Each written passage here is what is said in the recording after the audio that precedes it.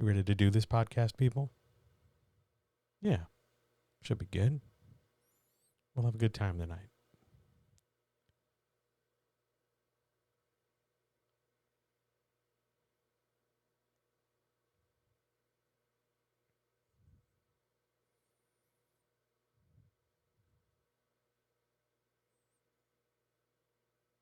All right. Just remember what I've taught you.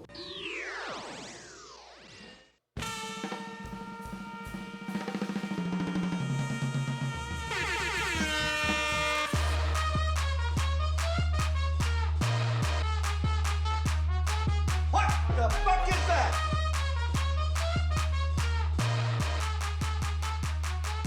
Hey, yo.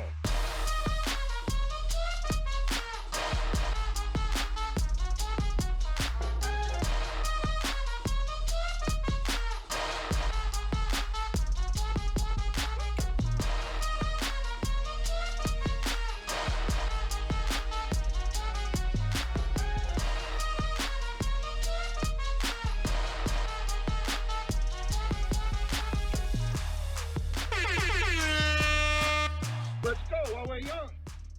Oh man. Oh man, it's that time. It's that time where I do that thing and say that thing. Oh, first of all, before we even do other stuff, hi. How are you? It's good to see all of you. Look at all the people here. This is wonderful. And look, I got a haircut. It's amazing. Like, it took, like, I can't describe to you the joy of being able to be like, look, I don't have hair. Look, I don't have hair everywhere. This is amazing. I'm so thrilled. I know, it's dumb, but like Monday, it was like wearing a carpet. It was like wearing a car's floor mat on my face. And now I feel pretty damn good. Also, you'll remember if you were here Monday, that light went out about 25 minutes, half an hour or so into what we were doing. I have now run a cord from that light to the floor to an outlet. So in theory, I will just look like this the entire evening. I'm fairly excited about this prospect. It should go pretty well. That said, I think it's time we get started. Intro. Ladies and gentlemen, guys, gals, non-binary pals, friends, writers, makers, doers, dreamers, planners, enthusiasts, artistes. Someone called me that today. Artistes, dancers, swingers, singers, partiers, revelers, carolers, although I don't care much for Christmas carols. Carolers, anybody who's ever made their own, like, cheese. People who love the thrill of a really good dinner. Anybody who knows how great it is to take warm plates out of a dishwasher. People who like warm towels from the dryer. Anybody who's ever walked into a bedroom and been like, yeah, I'm pretty comfortable here right now. Enthusiasts, people who love old television shows, people who write scripts, people who don't put mayonnaise on coleslaw, and most importantly, the comrades. This is the Writer's Chat for April the 6th. Yes, April the 6th. I remember the date. April the 6th, and through no fault of my own, I continue to be your good friend of the internet. Creative anarchist dad was also a thing I was called. The murderer of Pitmad. The destroyer of apparently some people's hopes and dreams, if my inbox is to be believed. I'm John. I'm the writer next door, and it is my pleasure to be back here in your face and in your ears to answer your questions and help you write and edit and get published and do better and sell better and have that creative career you've always wanted. Nothing in this world, well, not nothing, but certainly in like the top 3 things that would bring me joy in this world that aren't butts or, potato skins, would be having your books on my shelf. It would mean everything to me. So let's get you published. Let's get you creating. Let's get you making and doing stuff. I love this. This is the best part of my week. And I'm excited to see what the people here in chat. Hi, chat. The people here in chat, as well as those of you over on YouTube who are watching this in the future, because I still can't get the damn thing to connect the right way. Like there's a delay between here on Twitch and over there on YouTube, and it's too much tinkering. I have to sit down and do it and really like just screw around with it and be okay with it. We'll get there, but one day we will just stream everywhere. But for now, here, Twitch, chat, hi, hello, live, and then hello, YouTube, over there in the future. So if you're on YouTube and you're watching this, go leave a comment or leave your questions down in the, description below, all that stuff below. Do all the YouTube things, click buttons and like and subscribe and hit that little bell for notifications. It does actually make a substantial difference. And I look forward to being able to answer your questions in a future recording. I think that all covers everything. I have no ads. I have no promotional material. I am just sort of running on sheer caffeine tonight. We've got a nice big cup of tea, a little bit of water. Dinner was very satisfying. I'm excited to answer some questions. Let's see what trouble we can get into tonight, shall we? Question number 1. That's not question number 1. Where is question number 1? Oh, that's because I'm stuck on the wrong window. There's question number 1. Question number 1. I can't believe I clicked the wrong thing. Question number 1. How can I get better at receiving feedback? So, first, a preface. I post these questions a few days in advance over on the Discord. If you want to get to be part of the Discord, go check out the Patreon, patreon.com/John helps you create. Two, there's my camera. $2 a month. Let me flip that camera around. $2 a month will get you access to a ton of material, as well as the Discord, where you can see all these questions and suggest your own questions in advance. And this question, how can I get better at receiving feedback, was surprisingly talked about. And it's a great question. It's a great question because it's not a simple question. It's also indicative of a great deal of maturity. Like, if you can understand in yourself that you don't take feedback well, if you know that about yourself and it's something you want to work on so that you can not only receive better feedback, but presumably give better feedback and overall lift like a rising tide all the boats in our creative ocean, that's a huge thing. So person who asked me this question, who I hope remembers to watch this video, but if not, everybody out there, good for you for recognizing that you can improve the way you receive feedback. Here's the best advice I can give you on this topic, because I am not always, and coming as a surprise to maybe no one, I am not always the best person at receiving feedback, because I have this thing, I have this terrible habit of generally being really defensive really quickly in the face of criticism. Somebody says something to me, and I am ready to roll up my sleeves and fight back and defend myself, because praise is hard fought for me. So anytime I have to take feedback, I am ready. Like, oh, okay, what terrible things are you going to tell me now? And how am I going to, try and prove you wrong or challenge you to a duel or something like that? So I often struggle madly with receiving feedback. I can give feedback. Till cows return home. But by and large, receiving feedback for me always sort of includes that little bit of a gut clench moment, like, what's that person going to say? Oh, no, they want to talk. Oh, no. It's sort of like when you get that text message from your mom, like, call me. And you immediately assume, like, there's been some sort of terrible natural disaster. But in fact, your mom just wants to know, like, hey, what channel was that show on?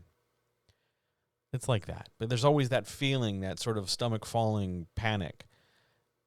I feel that, and then I get fighty, and then it becomes a thing. So here, this question about receiving feedback, huge. Here's what you need to do. And this is not a thing, it's like, oh, flip a light switch. It's going to take some time. It's going to take some effort. You need to learn how to divorce yourself from the thing being feedbacked on. So if you're getting feedback on your chapter, let's say, the thing you're getting feedback on is not you. It's not you. It's not you. It's not your hair. It's not your house. It's not your life. It's not your bank account. It's not the 4 things sitting in your draft folder. It's not the stack of books next to the bed that you swear one day you're going to read, even though you never touch them. It's not the box of journals in your closet that you swear one day you're going to use to outline things and you just never get around to it. It's not the things you say on the internet. It's not the things you don't say on the internet. It's not even anything about you. The thing you're getting feedback on is your work, whatever you ask to get feedback on. Don't take it personally. If you can do that, if you can kind of divorce yourself from it and go, they're talking about my chapter. It's just about my chapter. It does not mean anything about me. If you can get there, that's a huge, gold star and a huge step forward. Because the next thing to do, once you're able to sort of say, oh, we're talking about the chapter, is that you have to be able, or the query letter, or the character, or the whatever. The next thing after that, though, you have to be able to look at the situation and go, okay, so they've talked about the chapter. Now, if you're like my brain jumps right to, well, yeah, but I wrote the chapter, and they're saying the chapter's bad, so my writing is bad, so I must be bad.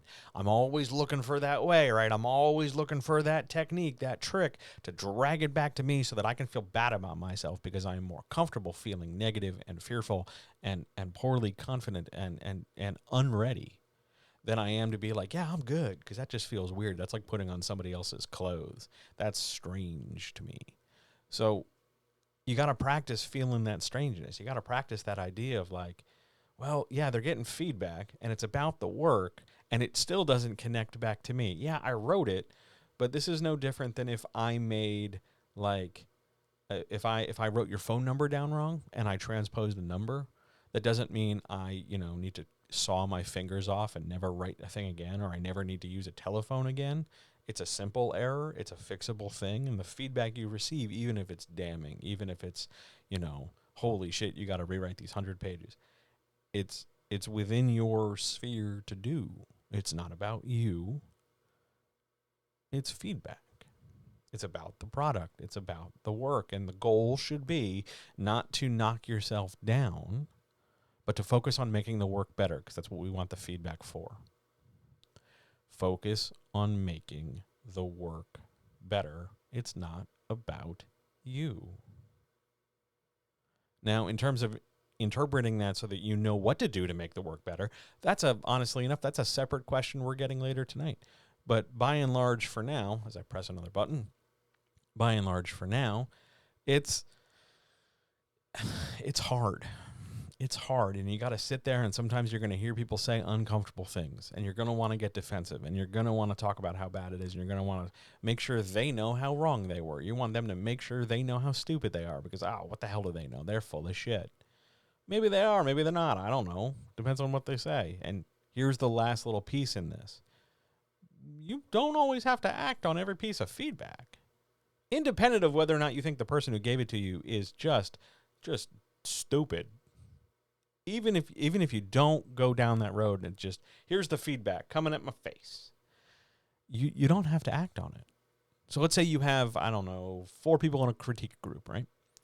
And each of the 4 people absolutely savage the thing you wrote. And they give you, I'll make a number up, 30 comments apiece, right?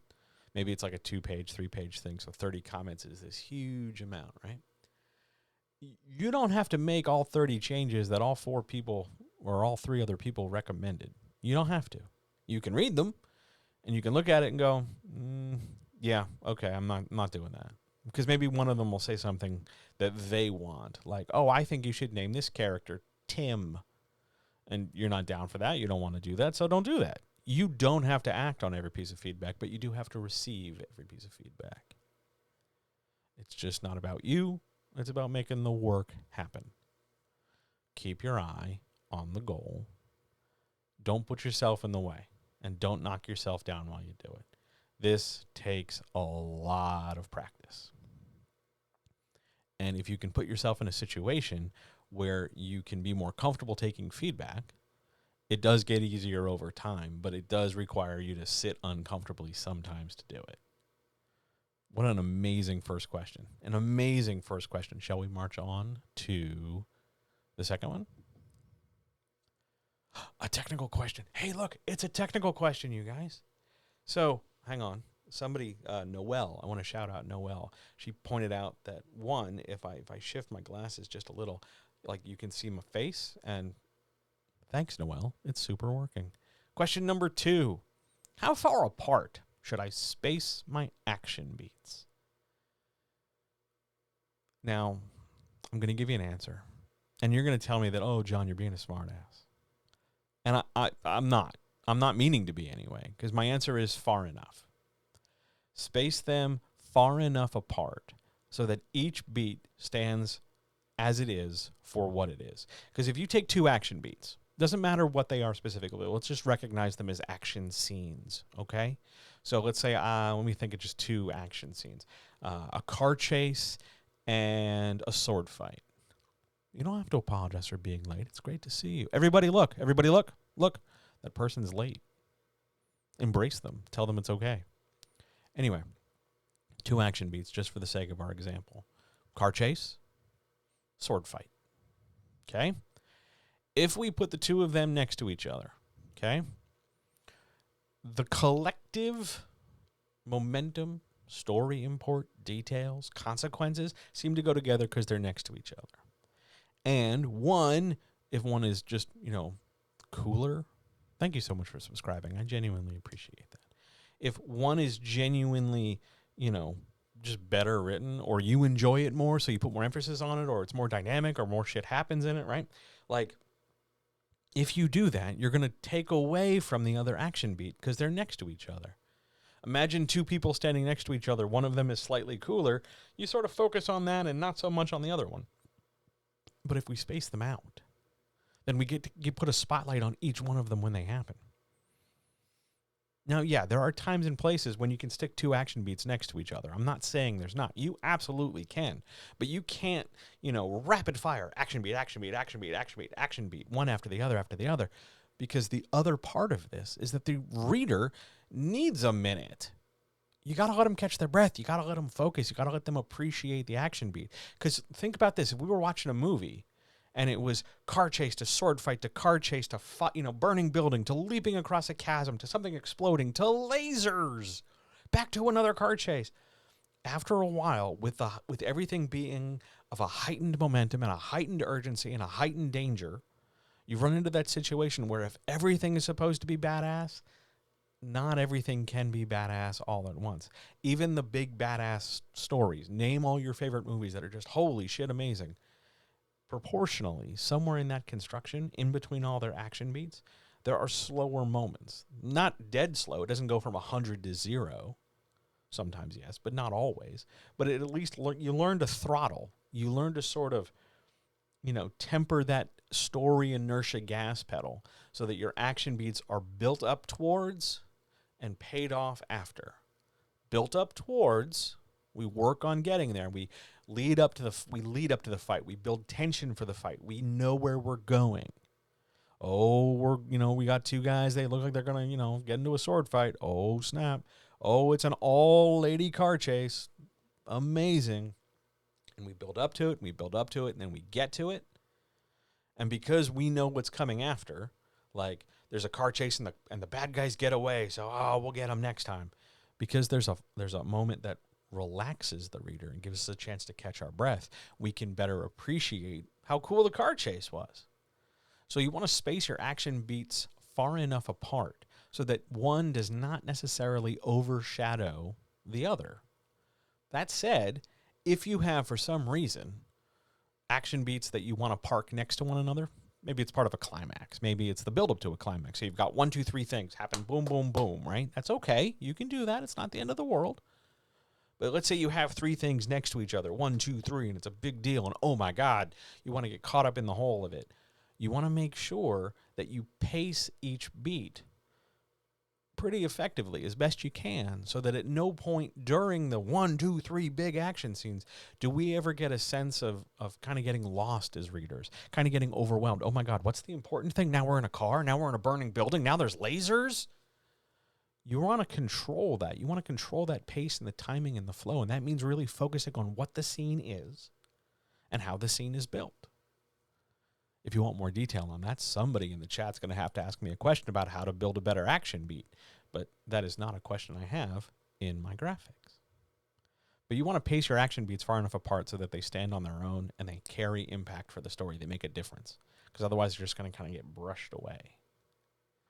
What an amazing second question. We are killing it. We're on a roll. Let's go. Third question. Why do people talk about 2 pages a day, but publication is all about word count? I have to tell you, when I got this question, I sighed. I made a sigh. There was a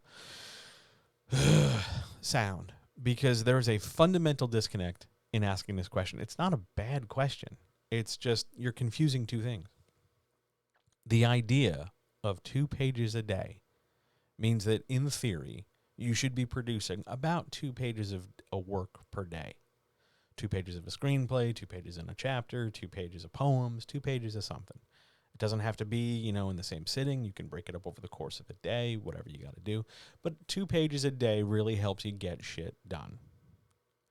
Now, that is totally, absolutely different than when you publish something caring about the word count.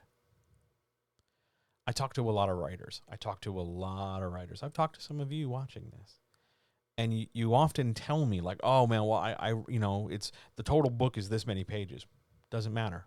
Word count matters for publication because there's an expectation that each genre, whatever it is, has a certain range that's kind of, sort of, more or less casually agreed upon. They are not hard and fast rules, but there's an expectation we set, sort of like how we expect certain things to be certain ways. So we ask for word count because that way we can estimate things like how big the book is going to be, how many pages it's going to be in terms of physical manufacture, which means how heavy is the book going to be, which means how much are we going to have to pay to ship the book when we publish it. Now, granted, again, I'm talking about physical product. I'm talking about physical manufactured books, whether that's print on demand or traditionally published. I'm talking about physical book. But that's why we care about word count. If we're looking at just a purely digital world in a purely digital way, who gives a shit about page count? Who gives a shit about word count? It's a digital file. The file size is somewhere between, kilobytes and megabytes. Rarely you'll get gigabytes, but those are the really high detailed books, and that's usually because the photos are like super, super high res, and they're designed to be read with certain material in certain ways. Like you're not going to, grab that on your tablet. You're going to sit down and look at that on like a big color corrected 4K monitor or something. That's a different issue though. But people talk about 2 pages a day because they're talking about working every day on their thing, whatever their thing is. And they're talking about word count when once the thing is done, what do you do with it? They're not the same thing. Now, if you wanted to kind of homogenize this and put this all on the same thing, you want to try and produce about 1,000 words a day. That's a nice number. If that's too big, cut it in half, go to 500 words a day. If that's too big, cut it in half, go to 250 words a day. If that's too big, cut it in half, go to 125 a day. If that's too big, for whatever reason, 60 words a day. And if that's too big, well, we probably have to have a conversation about what it is you're trying to accomplish. 60 words is not particularly hard to reach. If you do it, that's a word a minute for, about an hour. That's longer than like the YouTube subtitles right now. That's a pretty doable amount. But don't tangle the two up. Don't confuse the two between pages a day and word count. They're 2 separate things functioning in 2 separate ways. Cool? Cool. Are there any questions from chat? Anybody out there right now? Questions?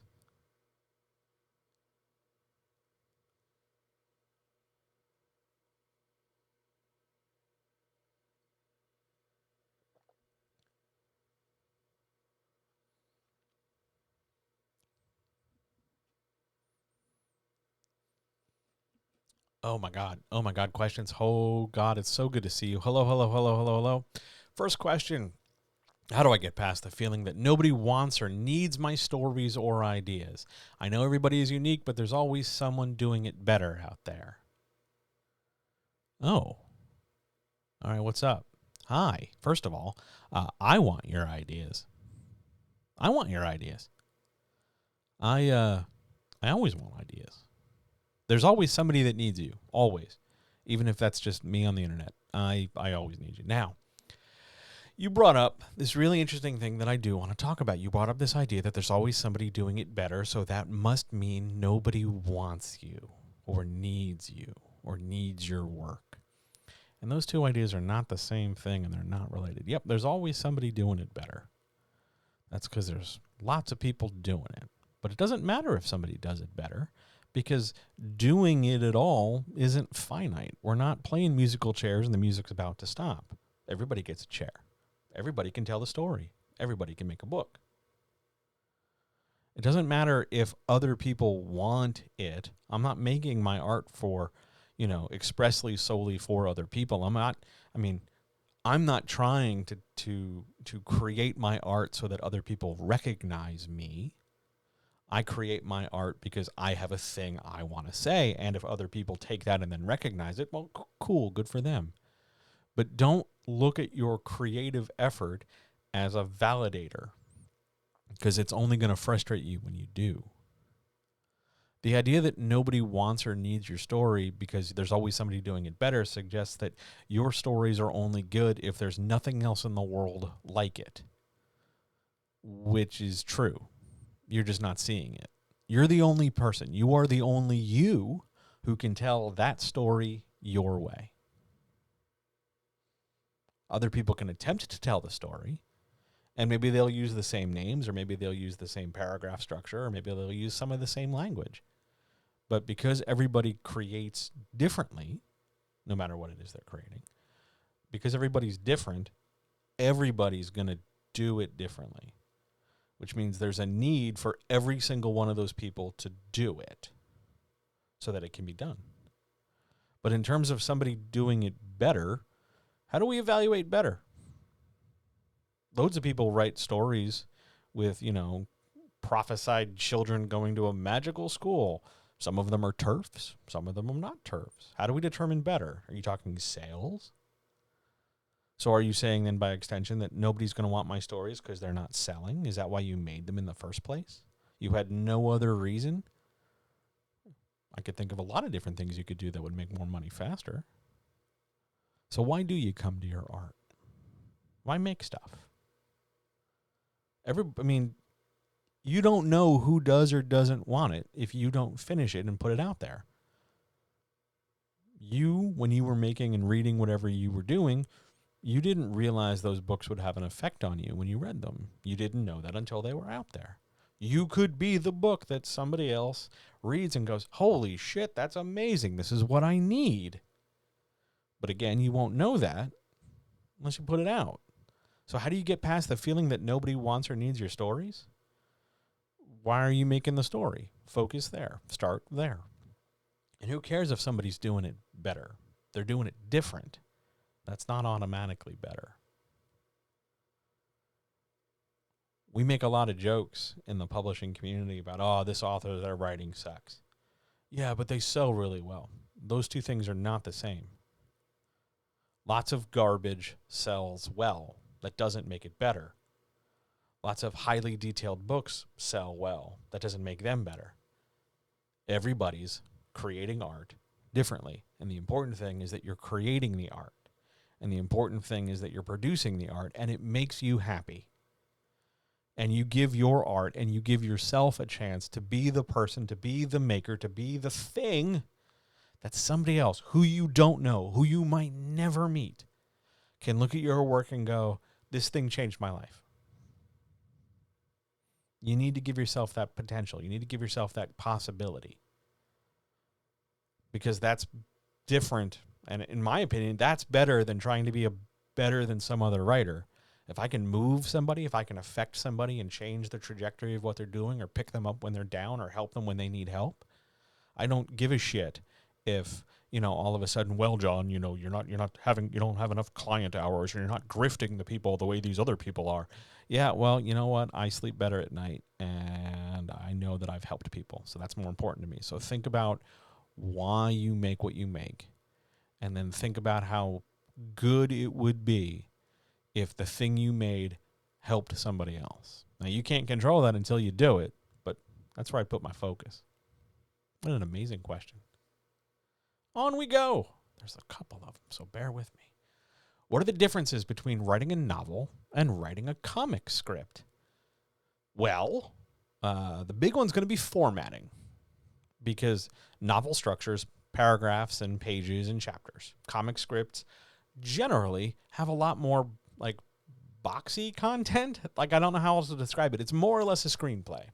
So think about looking at the script for like a TV show or a screen, and then imagine that just written out with different numbers.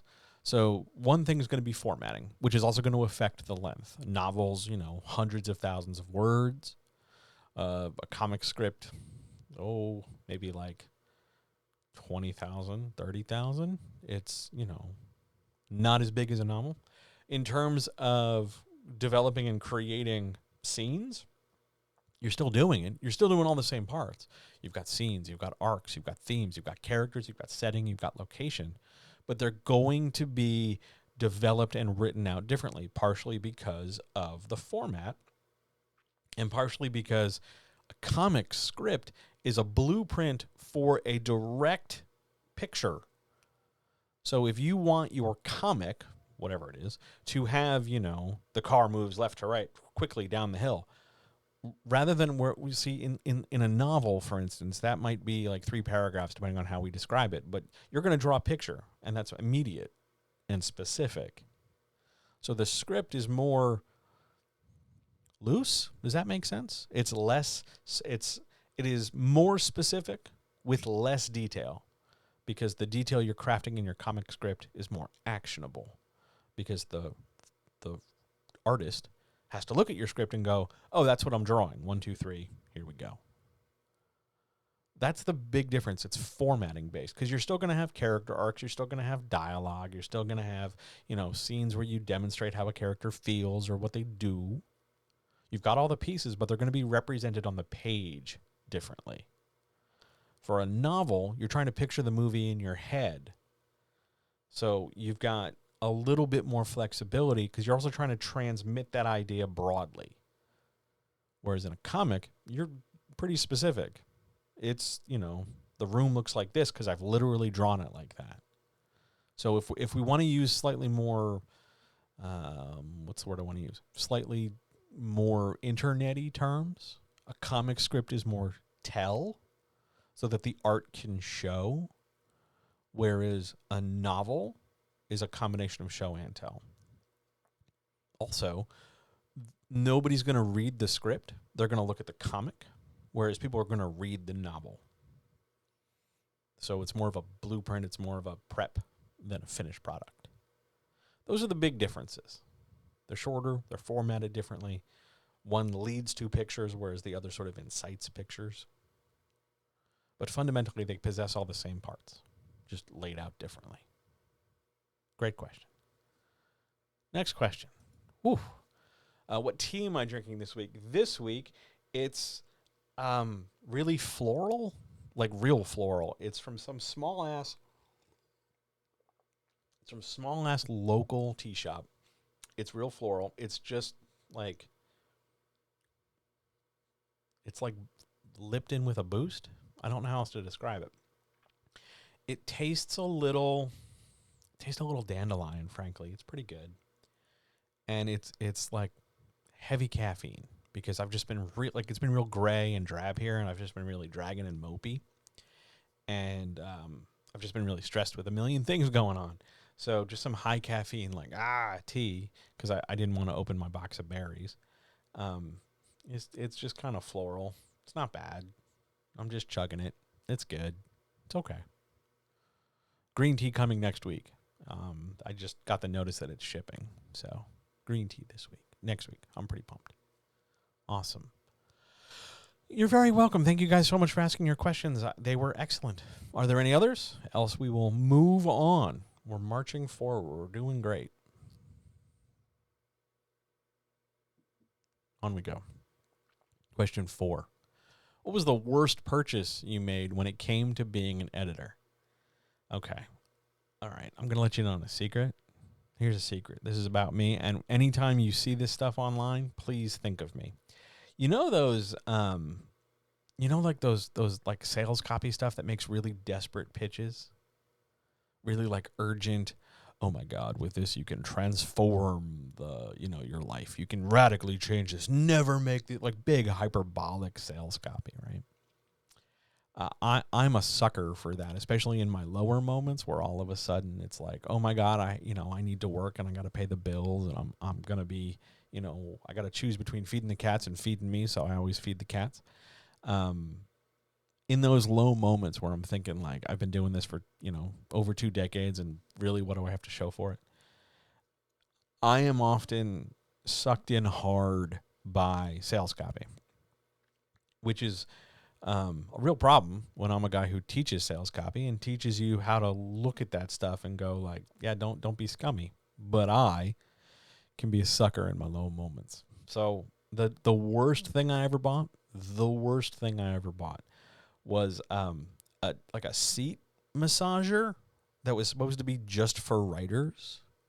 It was you plug it in, and it had this big fat chunky like control pad on a cord, and it was supposed to like warm and vibrate and pulse to kind of keep blood circulating and keep your back going and loosen up your it did allegedly amazing things, and it was like $110 at a time where I barely had it. Like I I didn't pay 2 bills. I went late on utility bills in order to have the money to buy this stupid seat thing, because I thought if I had a more comfortable chair and I was more comfortable in that chair, somehow, some way it would help me teach better. And then all of a sudden, because I had like massagey things going on, I'd be like, yeah, we're going to get more clients. Yeah, I'm not going to be a failure. Like I thought somehow having like a warm butt, which is admittedly very, very awesome, but having like a warm massaged butt would suddenly propel me out of like massive debt. It didn't. It didn't at all. And I plug this thing in and I turn it on, and within like an hour, it didn't work. I mean, it worked, but I couldn't turn it off without I just have to go unplug it.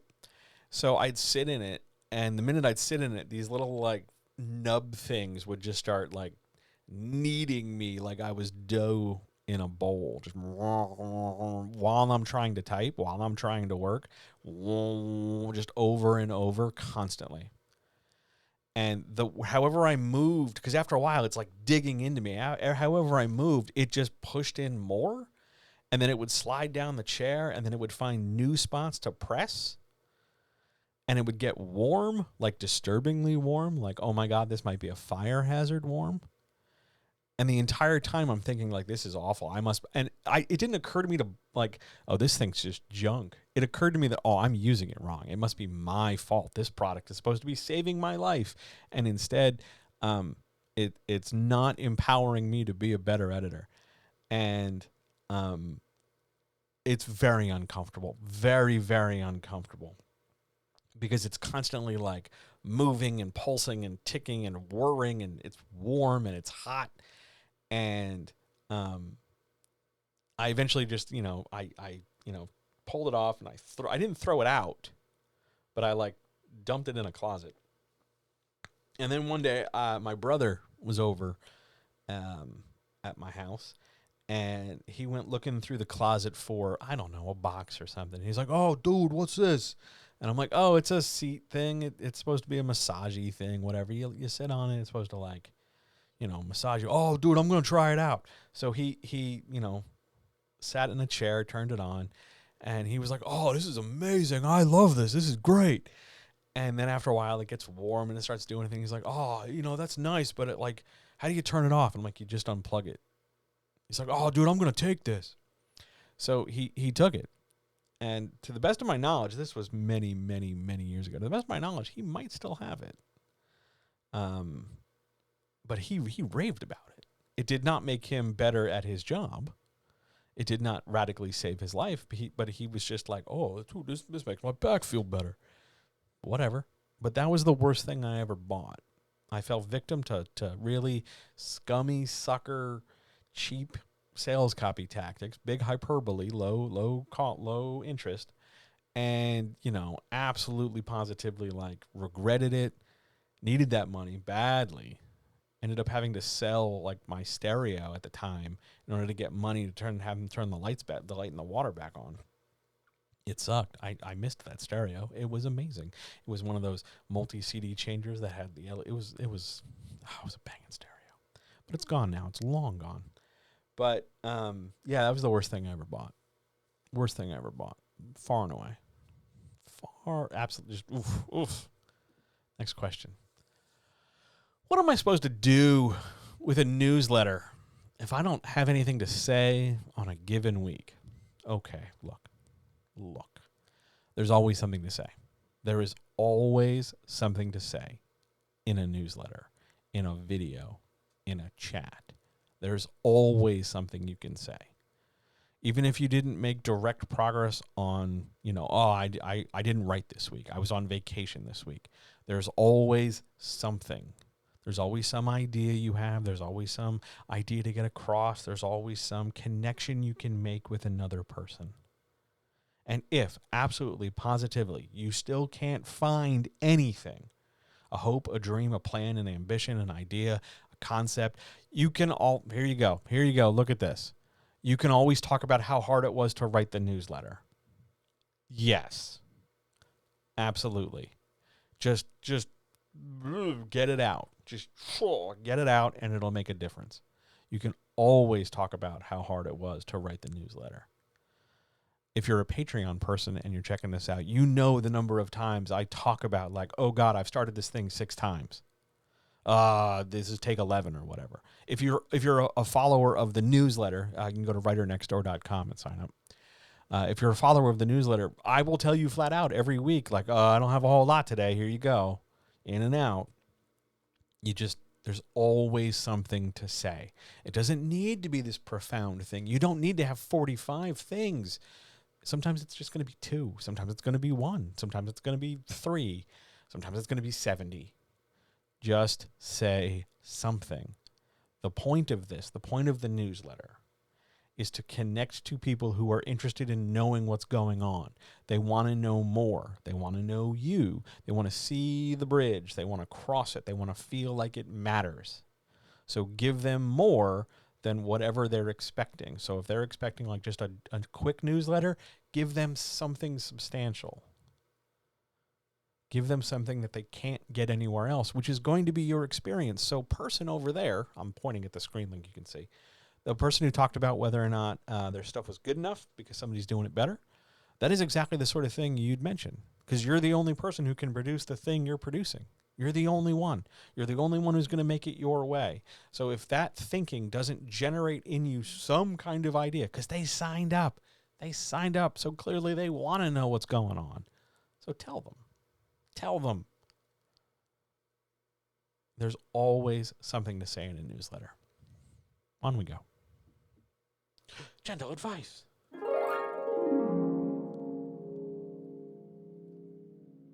Gentle advice.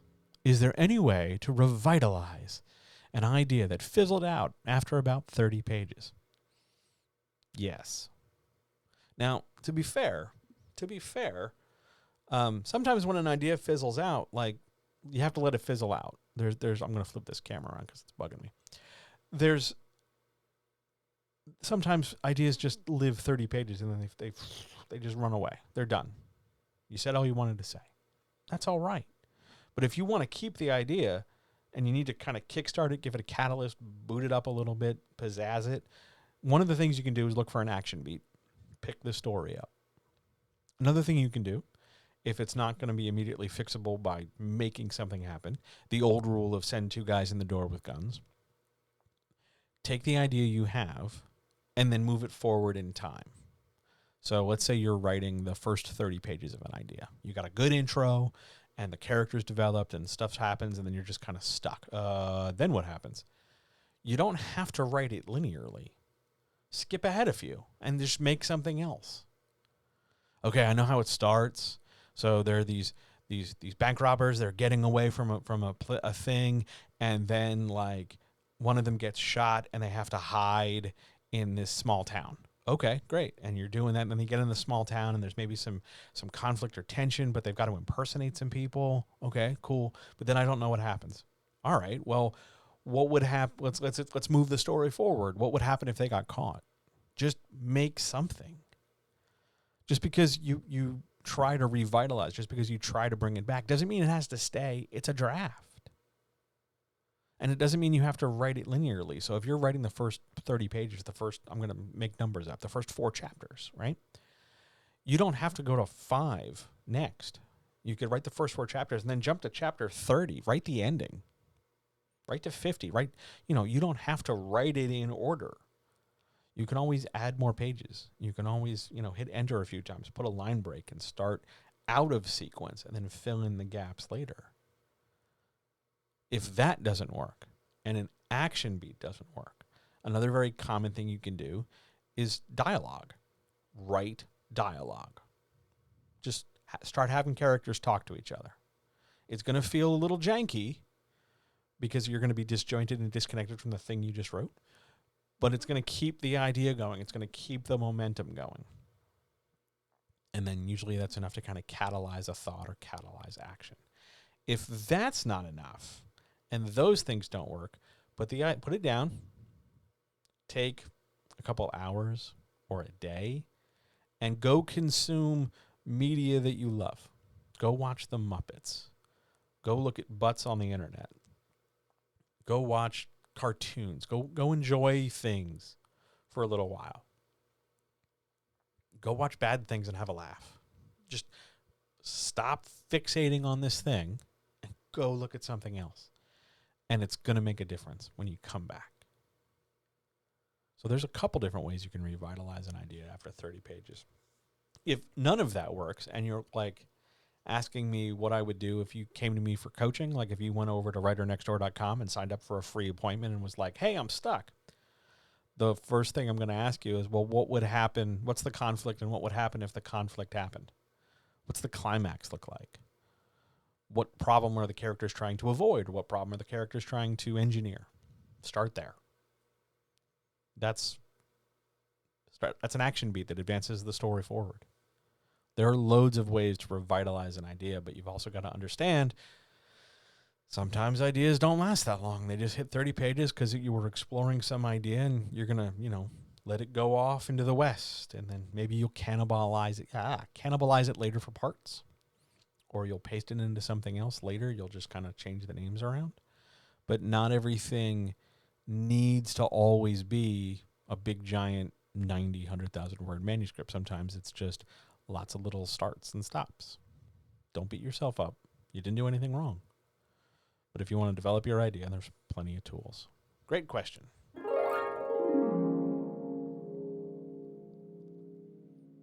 More questions? Oh, look. I'm on the camera. Ooh. Actually, I'm going to turn this out for a second so that I can chug more tea. It's okay. It's a little watered. I should have made it stronger. Other questions, issues, comments, etc.?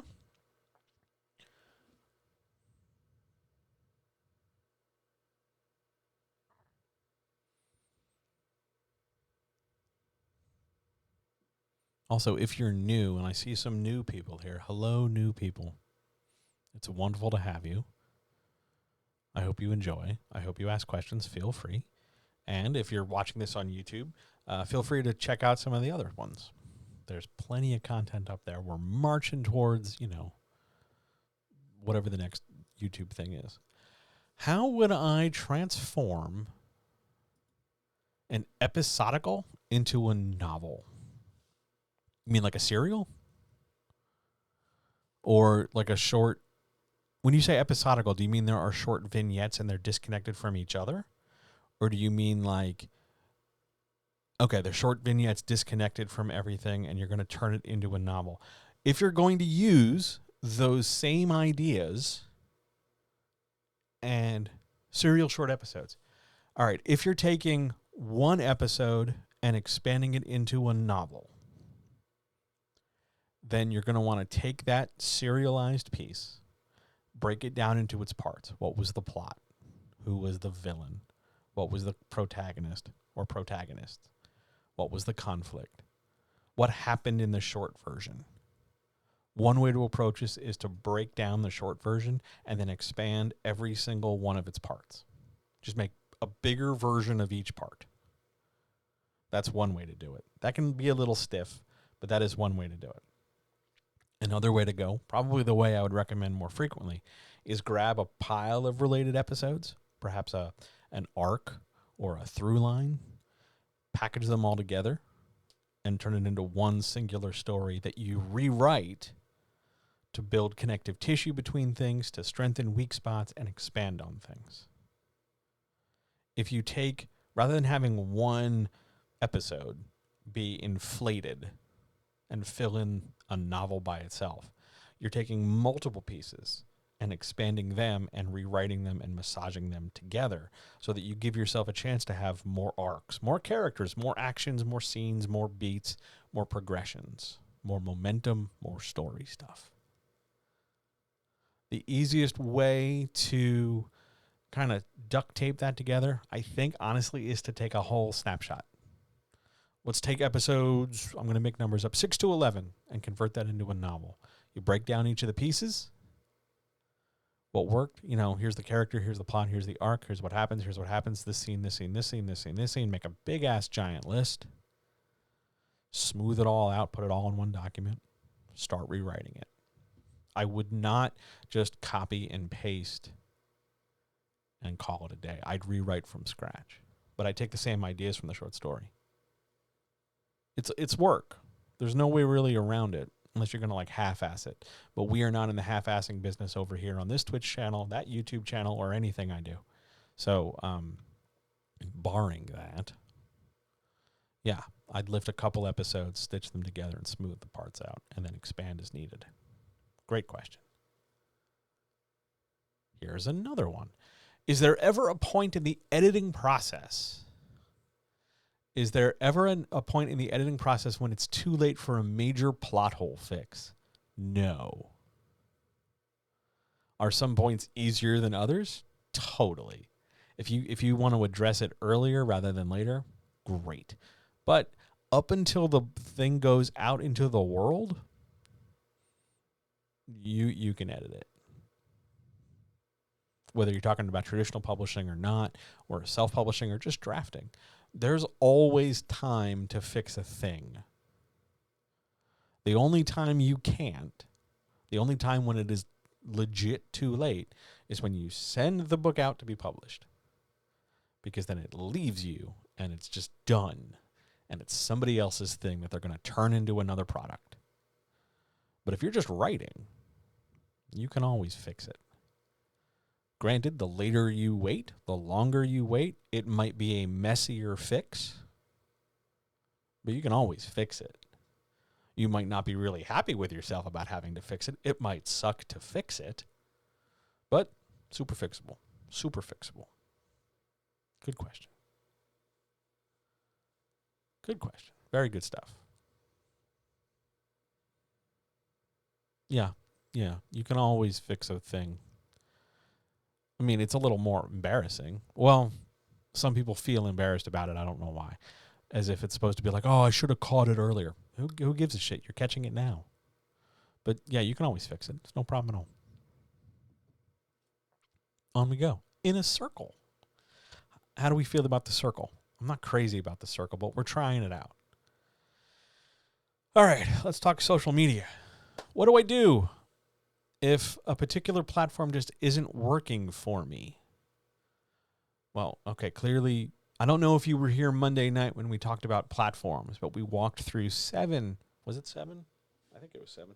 1, 2, 3, 4, 5, 6, 7 major social media platforms, their pros, their cons, how to make them work, and how to use them to your advantage depending on what it is you're making, along with some stats that you would need to know in order to engage with them. That's over on the YouTube channel. That's something you can check out right now. But what do you do if a platform just isn't working for you? You've got 2 choices. I think I talked about this. So let me repeat myself a bit. One, you can force the issue. You can try and make it work for yourself. I don't know why you'd want to, but you could try to get that square peg in the round hole and just kind of force yourself into, make it work. You might make things worse. You might be more miserable. It might be harder.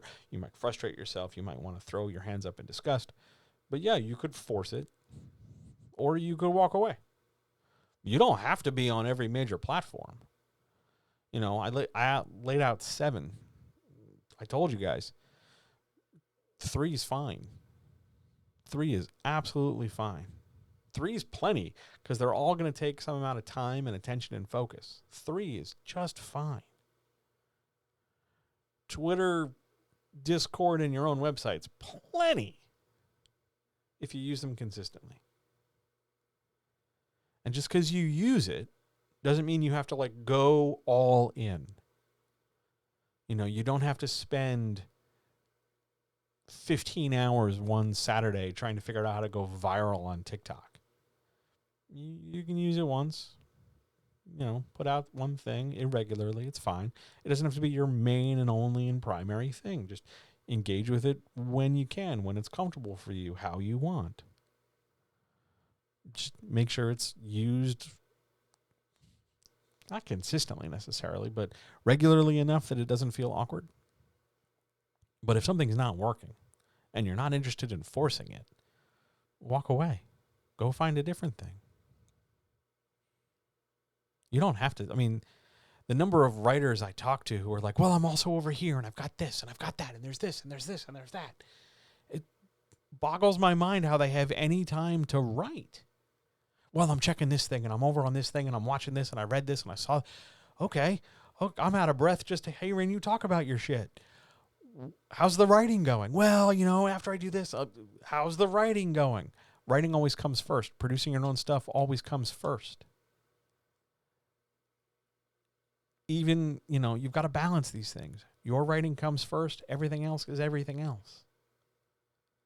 Also, a lot of the answers you're looking for are going to be found in the writing, in the act of you writing. They're not going to be found by you watching that 15th, TikTok video.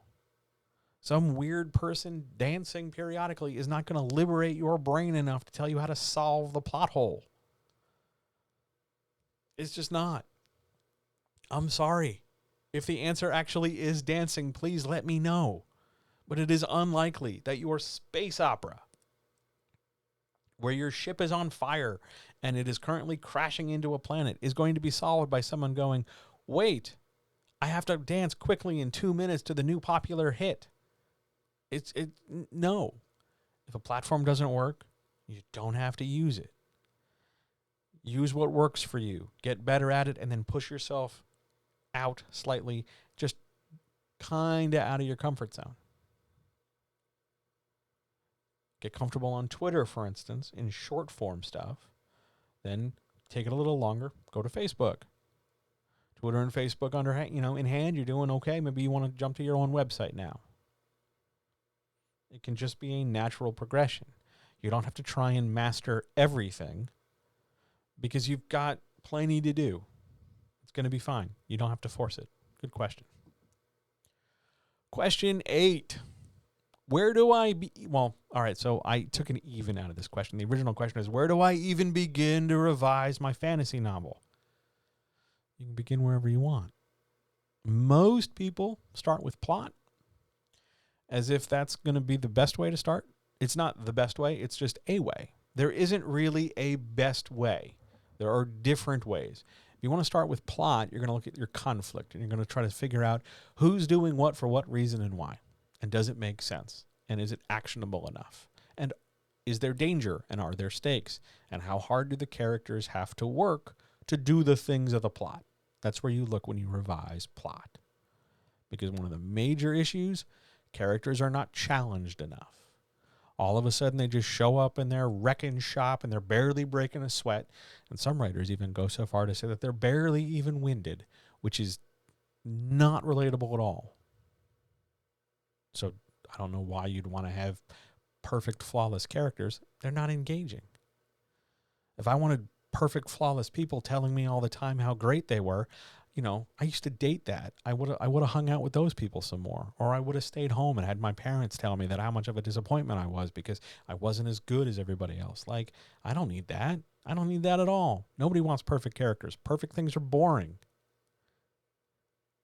So maybe I want to work on characters. Maybe I want to develop them. Maybe I want to make them engaging. What's their arc? What are their character traits? What conflicts and personal issues are they trying to resolve? Maybe that's, not enough. Maybe I want to talk about the world. Maybe I want to look at my world building. Does my world feel well explained? If I'm describing castles and kingdoms and lands and swamps and tree bits and this, that, and the other, am I writing it in such a way that a reader knows what to picture? If I just go, it's a forest. Okay, what kind? How many trees? A lot of trees? Few trees? What's the ground like? Are there squirrels? Are there magic squirrels? What's it like? Did you cheat the reader? Did you skimp? Because you were just like, fuck it, they know what a forest is. No, they don't. No, they don't. They're reading your story. They need a movie to picture in their brain. You're telling them it's a forest. Okay. That's like me going and drawing stick figures of a forest and go, ha, forest. Versus you saying, look, I've painted the goddamn forest. World building, repairing world building, revising world building is all about painting the picture effectively so that the other elements of story, plot and character, can be facilitated by those pictures. Revising your plot means making sure the conflict is clear, the stakes are consistently either escalating or de-escalating as you need, and that there's real risk and danger and a real reward at the end. This isn't just, book after book of, well, sorry, Mario, your princess is another castle. The bad guy gets away. Go read the next book. Because they won't. Because you just took all their hopes and dreams and crumbled them in a little ball and threw it out. Because they're dissatisfied. And you've basically told them that they were stupid for enjoying your work. So there are loads of ways to revise your novel. Start with the story triangle: characters, plot, world. Past that, let's say you've done that. Let's say you come to me and you're like, no, John, I've already done that. What else you got? Okay. Make a list of scenes. Oh, you did that? Okay. Make a list of scenes. Who's in every scene? What is everybody's goal in every scene? Are they doing things? Is it hard? Is it easy? Have you described it well? If I read it, would I be able to picture it in my head without context? Oh, you did that? You got your scene list, you got your character breakdown, you know who's doing what in every scene? Oh, okay. Okay. What's your novel's themes? Themes? Yeah, theme. That thing about the lesson the reader can take and install in their own life or use your book as an example of. Theme. You got one of those? Yeah? Oh, you got one of those already, huh? You got two? Yeah, you probably need two. Okay. Oh, you got that done too? All right. Well, what about the climax of the story? Yeah, the climax, the highest point of high tension, where the most things are built up and the most things are paid off and the greatest risks receive the greatest rewards, and hopefully at the end the major conflict of the story is resolved, the conflict. Oh, you did that, huh? Wow. Well, then clearly the next two things you know already, right? So you've got to make sure that your antagonist is clear and presenting a challenge to your main character, that they're trying to accomplish something, right? Maybe they're the wizard trying to take over the kingdom, or they want to prevent you from throwing the ring in the volcano, or they want to make sure you don't win the county fair. Yeah, totally. Oh, you did that? Okay. Well, what about your resolution? Yeah. Do you race through it? Is it real quick? Was it just kind of like 2 pages of, and then they had a nice day? Or did you develop it? Did you pay off some of the B plots and tie loose ends up? Or did you go overboard and it's like Return of the King where there's like 5 endings and I desperately need to pee, but I can't get up because you keep bringing up another scene. Like, oh, you got the climax done? You got the resolution done? Oh, okay. Well, then I guess your book's publishable. Publish that sucker. Let's go. Those are the steps. Those are the things I would look at when I talk about revising a fantasy novel. There's always something. You'll be fine. Keep going. Oh, next question. I have a friend who has their book out on query. A friend. I have friends. I have a friend who has their book out on query, but hasn't done any marketing or social media developing. What's going to happen?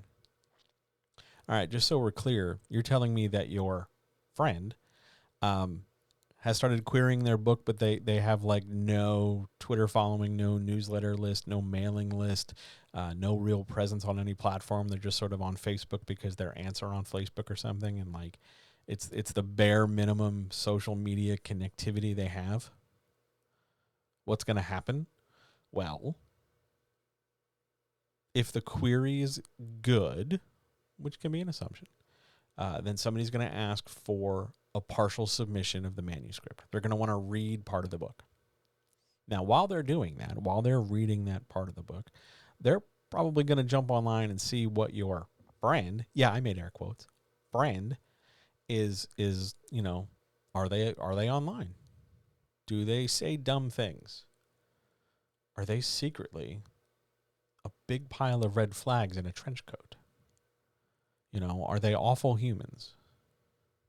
No. If they're invisible or barely there, it's not an automatic slight. It's not like there's no sense of like danger. Oh no, they have no social media presence. But it does indicate, especially in traditional publishing, it does indicate that everybody else is going to have to work a little bit harder to get the book off the ground. One of the reasons why, especially in traditional publishing, there's such an advocacy and urgency for like, hey, make sure you have people who follow you on Twitter. Make sure you've got a mailing list, is because that publisher is looking to exploit your labor and make sure that there's a viable pool of consumers to whom they may sell the book. So if you haven't grown that audience, if you haven't grown some human beings who give a shit to buy your book, it's going to be hard to sell the book because you're selling it very cold. Now, it's not impossible. It's just going to take longer, and a lot of publishers will look at that and try to weigh and estimate, well, are they in a crowded genre? Are they really standing out? Are they not standing out? Do we think this is going to be an easy sell or hard sell? How much editing would have to happen in order to figure out whether it's a hard or easy sell? They weigh all these factors. There's a lot of meetings. They don't have iced tea. It's really boring. Nobody has any senses of humor. They're awful. And then they decide whether or not, based on the strength of the partial read, the query letter, some internal discussions and decisions about how much effort they want to commit, they either say yes or they say no. Hint, they're more likely to say no. Because that time to have the book strongly edited to kind of encourage new people to read it, or that time to lay out a marketing campaign so that you have to do it because they're not going to do it for you, that's not their job. That takes time and that costs them money. And I don't know if you know this, but a lot of capitalist swine are not interested in spending money. So what's going to happen? Assuming the query is any good, people are going to read the book, figure out whether or not you're worth the risk and whether or not you have an audience, you're bringing an audience to the possible sale. If you do, great. If it seems like it's small but growing, great. If it seems like it's stagnant, great. But if it's very, very low and you're doing nothing with it, it's not entirely like, slam the door in front of you, but it's certainly like think twice before immediately committing to it. But beyond that, of course, I'm assuming the query's any good. If the query sucks, if the query's garbage on toast, your friend is just going to get rejected a lot, no matter the size of their social media progress. This is why social media matters, because it's about transitioning people from eager, anticipating people to consumers. That's the whole capitalist engine. And when you don't do that, you're letting, the capitalists down. Oh, golly gee, we wouldn't want that, would we? So, yeah, that's what happens. Use that knowledge as you like. Good question. Other questions, issues, etc. As I keep drinking more tea.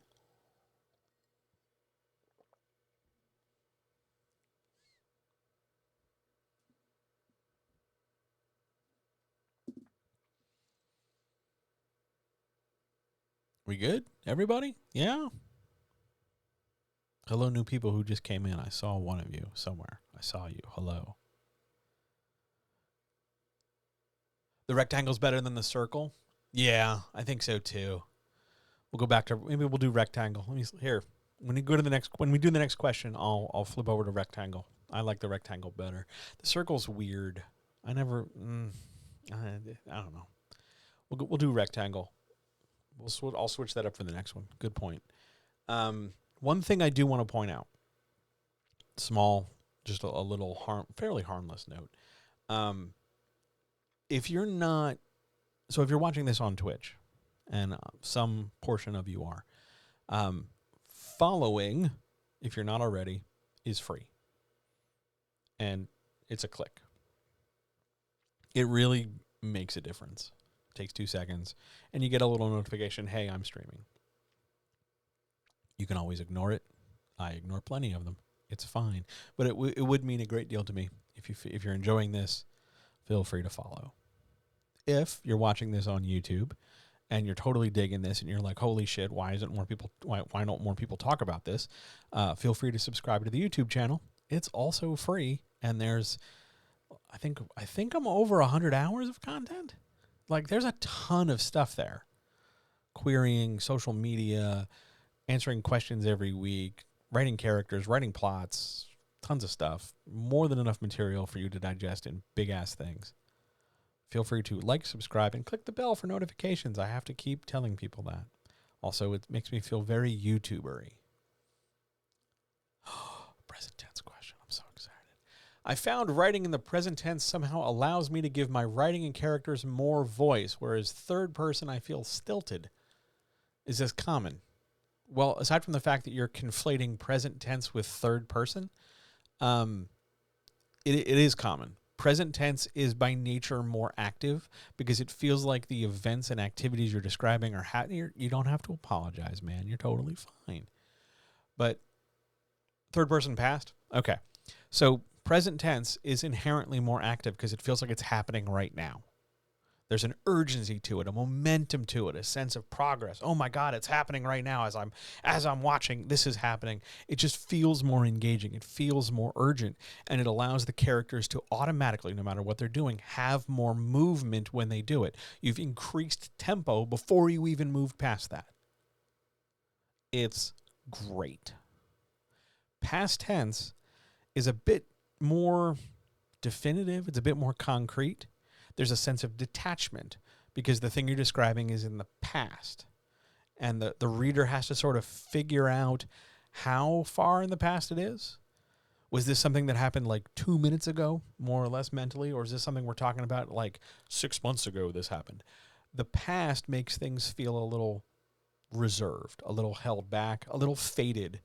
Like a kid in Back to the Future. You're just sort of removed from everything, whereas the present tense, it's happening right now. Oh my God, it's going on.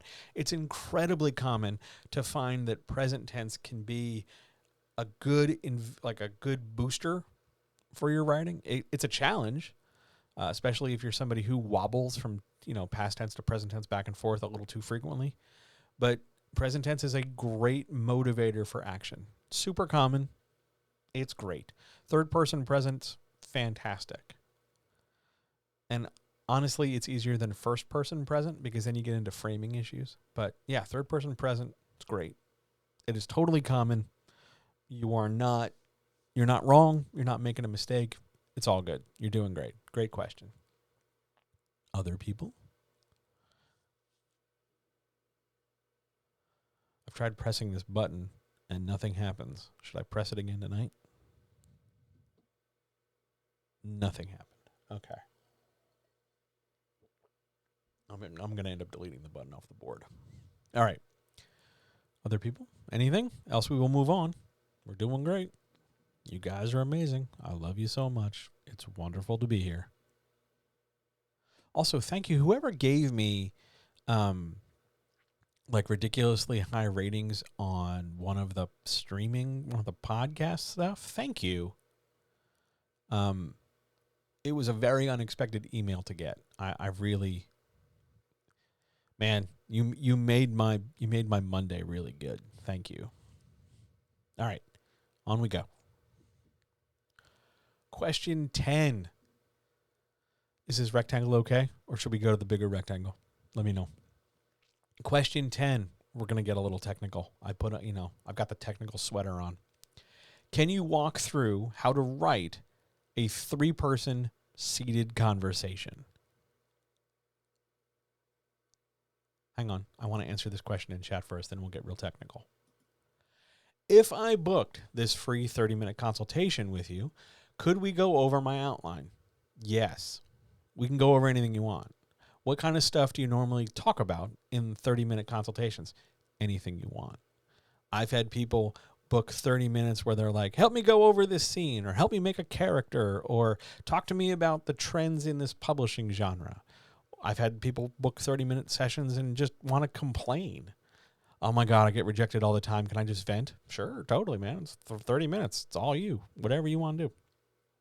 I've had people talk about 30 minutes where it's just, I want to just go through my ideas. Here's my whole list. Absolutely. We can talk about anything you want. The 30 minutes is yours. You want to go over your outline? We can totally go over your outline. You want to go over part of your outline? We can go over part of your outline. 30 minutes. Free. Anytime. As long as it's available on the scheduler. So we can cover anything you want. Including how to write a 3-person seated conversation. So for this, all right, I think for this, do I want to go like totally full screen? I think I want to go totally full screen. Yeah, we're going to go full screen, all right? So I'm going to sit. It is totally worth it. I'm fun to talk to. Also, I really just want to help you. Okay, so here's how we do 3 people. We're going to call them A, B, and C, just so we can keep them straight, right? Let's do this real quick.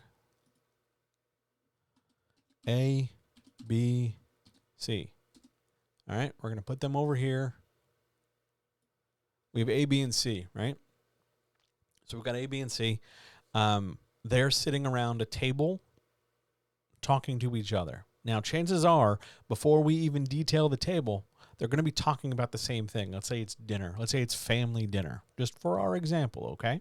So it's family dinner. These 3 people are talking about their day. We want to make sure in this conversation that there's some starting point. That's going to be step number 1. That there's a starting point for this, because otherwise it's going to be real random and feel real disconnected. And we want things to feel at least like they started with a good plan, even if they don't finish that way. A, B, and C. We want to immediately establish some kind of power dynamic between these people. You would do this if there were 2 people. You would do this if there were 5 people. The question was for 3 people. So we want to figure out, before we start writing the dialogue, we want to start figuring out the power dynamic structure between them. So let's break down the relationships. There's A to B, there's A to C, and there's B to C. Those are our relationships, right? If we were to draw the little map with our arrows and everything, which I don't think I can do right now. I'd have to click more things, but you know what I mean? Like if we were to connect all the dots, those would be our relationships. We would want to figure out each of these relationships. Who starts with power? And power doesn't necessarily mean strength. Power just means, who's leading things, who's starting us off, who's doing the talking, who's carrying the narrative load. So in AB and AC, who's holding power and who's in the subordinate position, who's in the lesser position, who wants power, who wants this, what's the conflict, what's driving this relationship. Even if they're all friends, even if everything's great, then that leading power position is the person instigating conversation. They're the ones doing something. They're talking first. They're taking action. They're complaining loudest. They're doing something. So we want to pick whatever character's holding power. Maybe that's A in our case. And they're going to be the first one to speak because we want to start the conversation off and frame it for the reader in a certain way where we get this character is going to tell us what's up. So we write the dialogue that A kicks us off. Now, somewhere in and around that, we also want to describe what the hell's going on, right? We don't want to just have voices exist in the darkness. So we're going to have to describe the scene. Now, maybe we want to do that before A talks. Maybe we want to do that while A talks. Maybe we want to do that after A talks. That's all up to you. You can figure that out. But at some point, we're going to have to interweave. Where's my interweave gesture? Interweave all the description so that the reader knows what to picture in addition to what they hear with everybody talking. But we start with whatever character we designate as having power. So we're going to pick A because it's my example. So A starts. Now, once A starts talking, the other two characters are going to be reacting because dialogue by nature is reactive. I say a thing, you have a response. Now, maybe you want to talk back. Maybe you roll your eyes. Maybe you sigh. Maybe you're like, oh, John, you're full of shit. Whatever, you have some kind of reaction. That's the important thing to think about. So, A starts talking. B and C have a reaction. Pick one. Because they're gonna come in now. How do we bring them in? We just bring them in. A's talking, here's my day, this happened, that happened. B speaks up. Now, do they interrupt? Do they interject? Is it just said? That's a choice you make. Now, you don't always have to use a different speech verb, because when you start using, like, every single speech verb is different every single time, you run into situations like my very favorite example of, I'm coming, he ejaculated.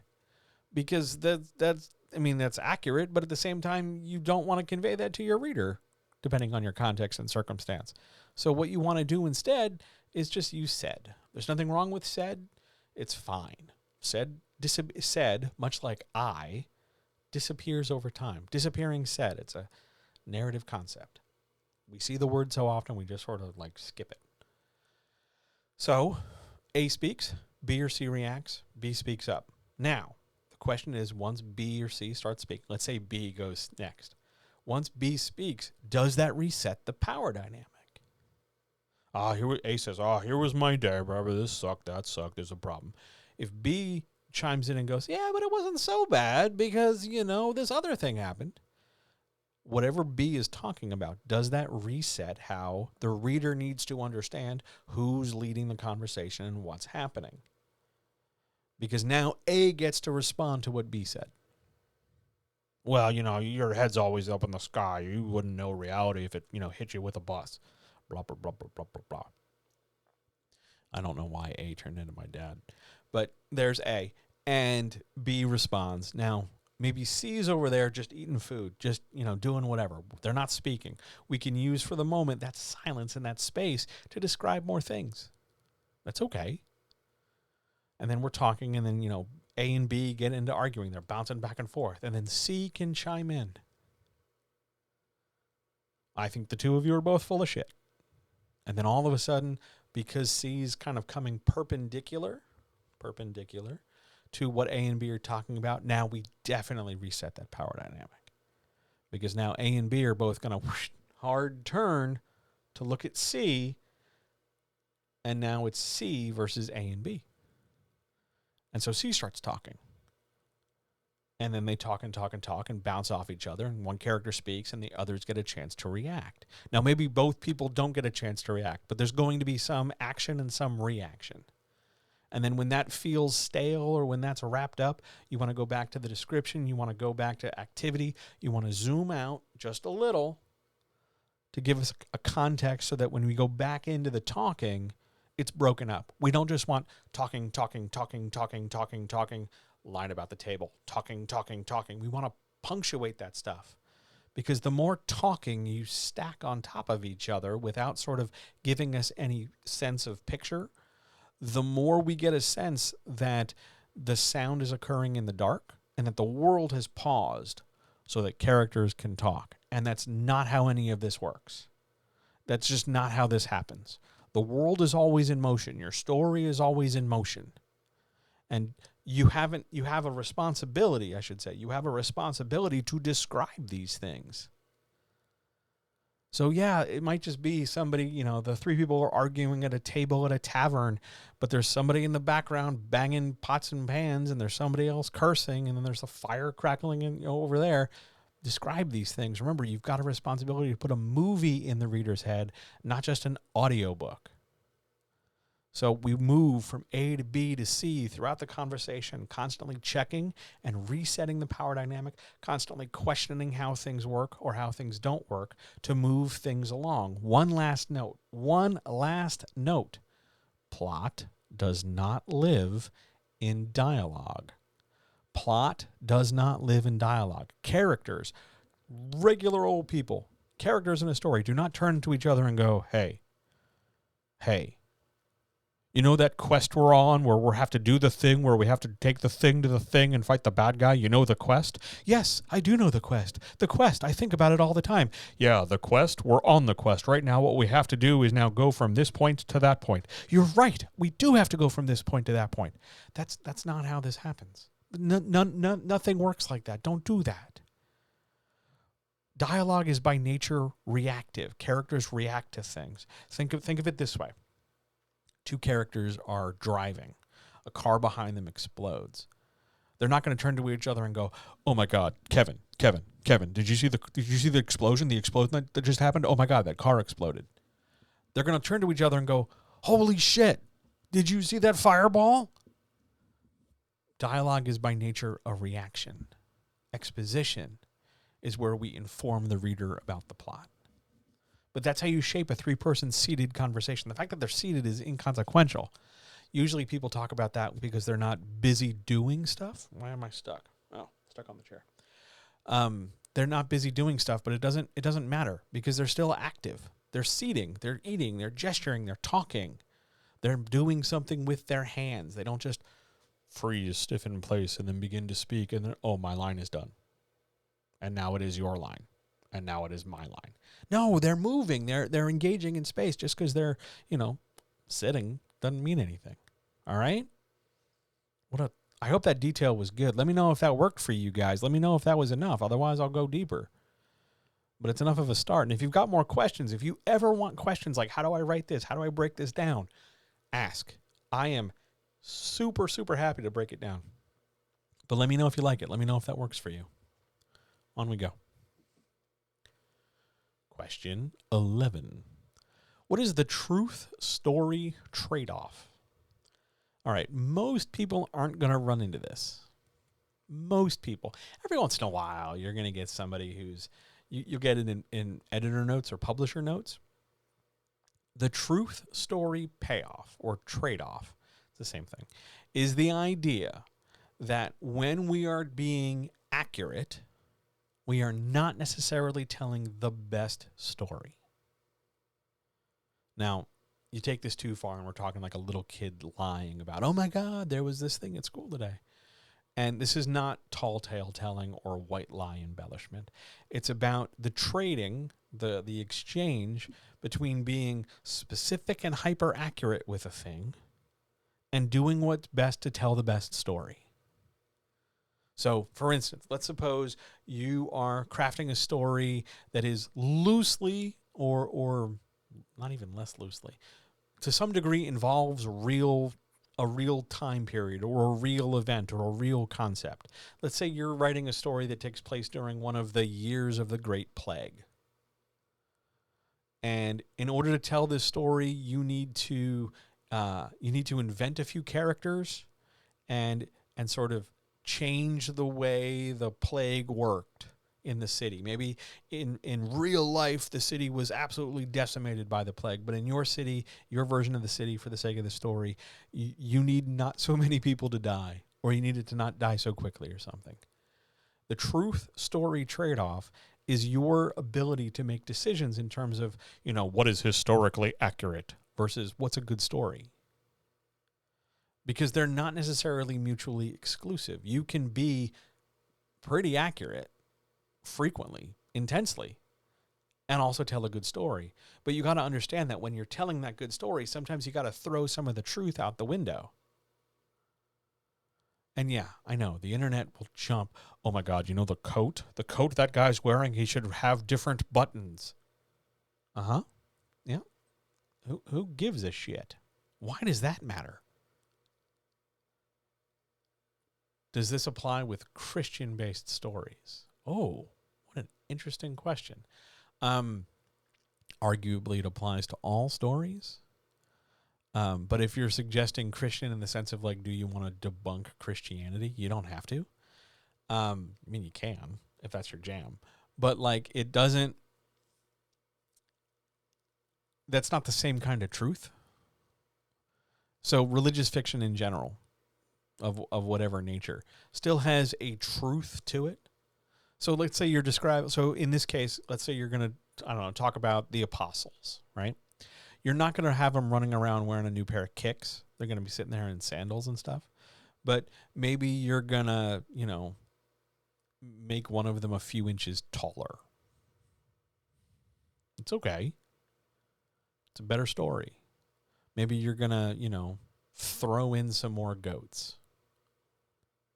You are not necessarily going to go, hey, is it possible that this is entirely allegorical and this person is representative of like 20 other people? I mean, you can, but you don't have to. But it's always about that balance of being absolutely 100% completely well-researched and totally super accurate versus telling a story. Because you can still be accurate and describe things how things are while also sacrificing a few points so that you can get your story in. It is never, like everything else, it is not all of one and none of the other.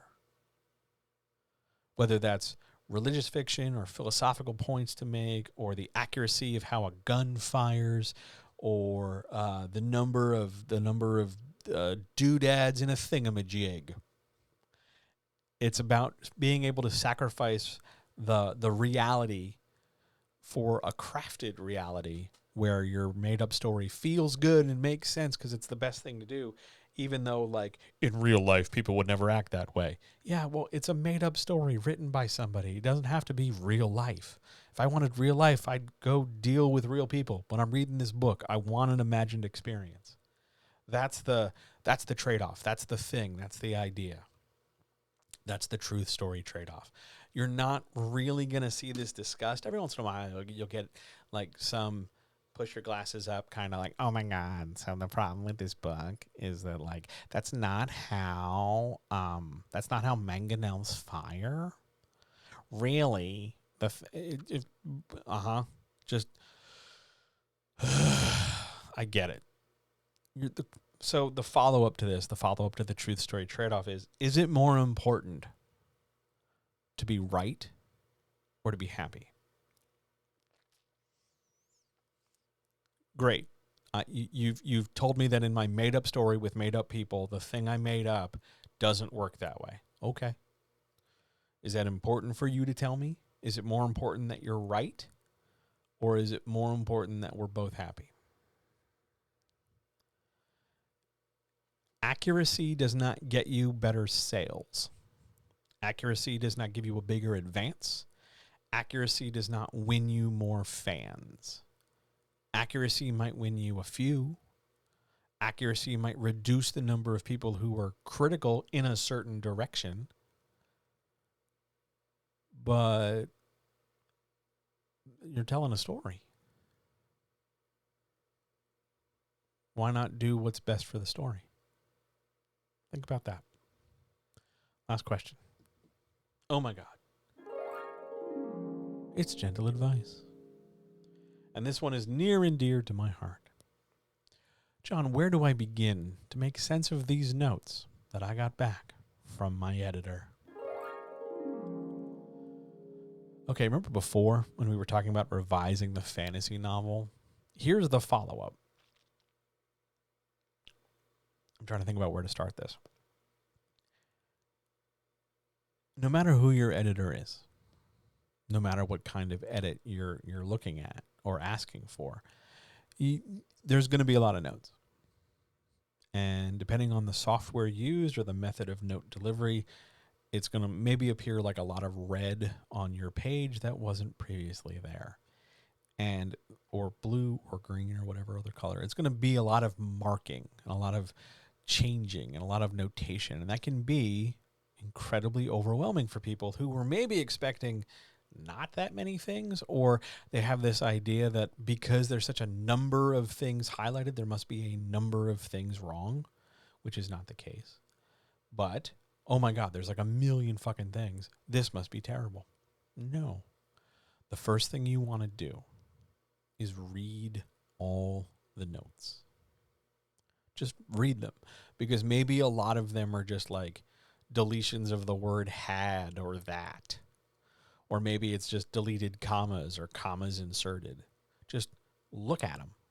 I understand it's a lot, but quantity of notes, the number of notes you get, does not refer to the quality of your book. In fact, if I can speak for myself, if I'm leaving you a ton of notes on this line and that line, and this is next and that's next, and there's this and this is next and that's next, and there's this and there's that, it's because there's a lot to say, and there's a lot to work on and a lot you can do to get where you want to go. You've given me good material.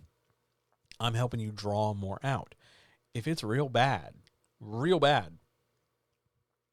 going to get one comment. I'll highlight the whole thing and go, this doesn't work, rewrite it. Or just, no, this isn't it. Or this is not a scene that makes sense.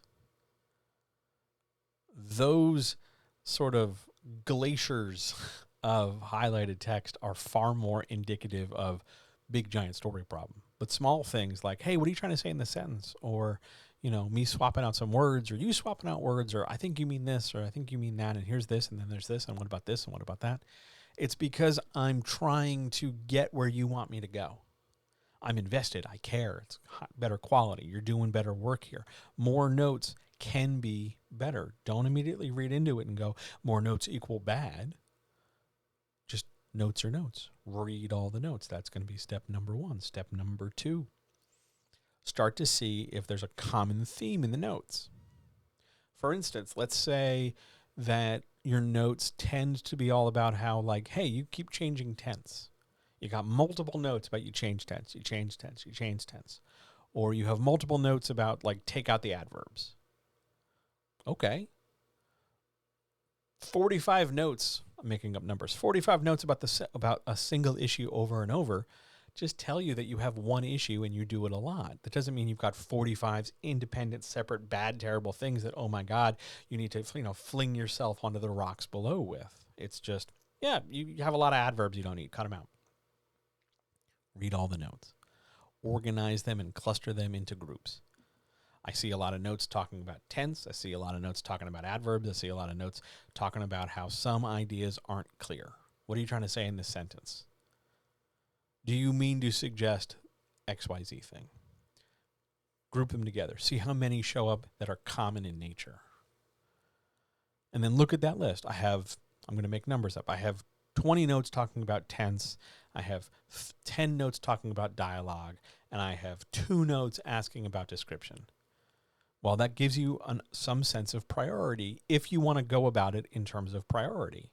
I have the most notes about this thing, this X, whatever it is. Maybe you want to address that first. Or maybe you want to go the other way and go, well, I have the fewest notes about Z over here. Maybe I should do that first. That's one way to go. That's not a bad way to go, but it can lead to kind of a disjointed Swiss cheese approach. A lot of people find it better to just start at the beginning and work their way through, which is fine. There's no wrong way, so long as it's whatever way works best for you. But you want to go through, read them all, sort them out, and then work through whatever pile at a time. And remember, like we talked about before, like we talked about way back with question 1, you don't have to accept every piece of feedback. So even from an editor, even a traditional editor, you don't have to. Come here. Look at me. Look. You do not have to accept every piece of feedback from a person, even though they have more experience or are an authority on things, because you are the authority on your story. So if they tell you something like, hey, this isn't working, I think you might want to consider this, or you might want to do that, and you don't want to do that, you don't have to. It's not the end of the world. Now, wait.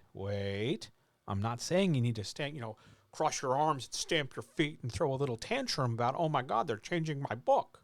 That's not, don't do that. Please don't do that. Please don't do that. Come on now. We're in this together. We're trying to make the best story possible. You don't have to throw a little fussy fit, but at the same time, You don't have to immediately jump just because somebody's like, take that adverb out. You can leave it in. It's not going to ruin them. It's not going to ruin my life. Leave it in if you want. Maybe you want to take most of them out, but if there's one you really like, leave it in. It's okay.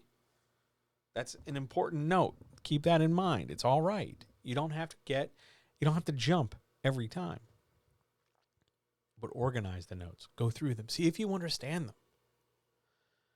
I leave tons of notes for people, and sometimes people don't get them. What did you mean when you flagged this and then wrote, this isn't a thing, so today I talked to somebody and they were talking about figurative and literal MacGuffins, physical MacGuffins and figurative MacGuffins. And she asked me, well, what's a figurative MacGuffin? Because I had flagged a thing. Hey, you're making a figurative MacGuffin. I think you want a literal MacGuffin, a physical object.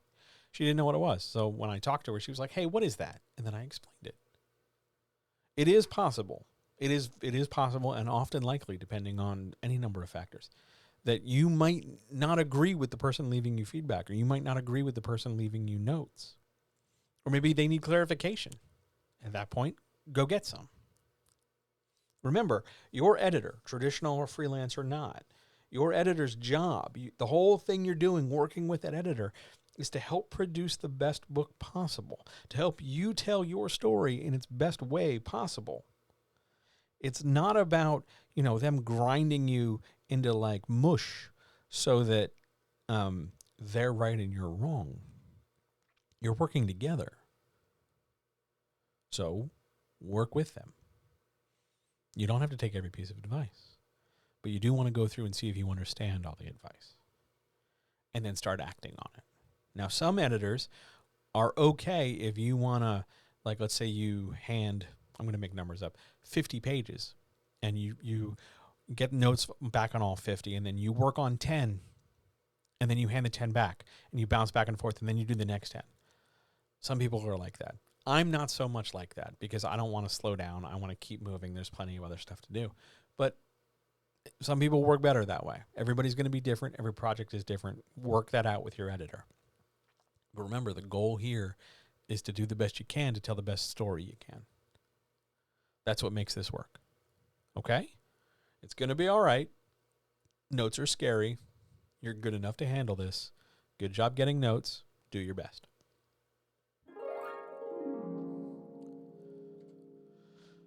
All right. Let me take A, B, and C off the screen here.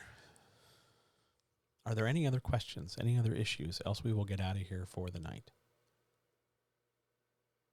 Anybody? Anything? Else we will go to the outro. I want to thank everybody for being here. It was great.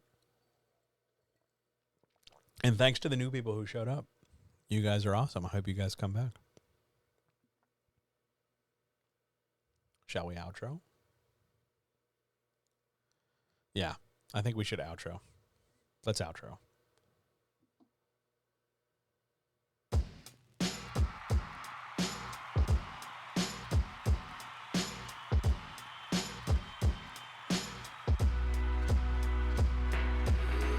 I want to thank everybody for being here. I want to thank everybody for their awesome questions, and they're really just, we had a great time. This was wonderful. Thank you for letting me talk about, constructing conversations and notes and feedback and editors, and just thanks, guys.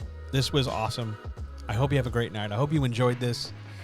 Remember, there's always more stuff, plenty more stuff over on the YouTube channel. That's youtube.com/John Adamus. And for more stuff like this, if you want to support this and make more stuff like this happen, jump over to the Patreon, patreon.com/John helps you create. And I'm here every Monday and Wednesday, and sometimes Fridays, but mostly every Monday and Wednesday, helping you tell your story in whatever way it is. And if you want individual help, if you want more help than you got here, if you want to know exactly what you need to do to get published, if you want to figure out what you need to do to be better, if you want to get over the things that are stumbling and bumbling and blocking you, jump over to writernextdoor.com, go up top to book an appointment, book your free appointment. I'll be more than happy to work with you to help you do whatever creative thing it is you want to do. So, until we talk next, all power to all people. Take care of yourself, take care of somebody else. Remember how we feel about those in charge who need, to be knocked down a few pegs. Feel free to knock them down, comrades. I love you. You're amazing. Thanks for being here. And I'll talk to you very, very soon.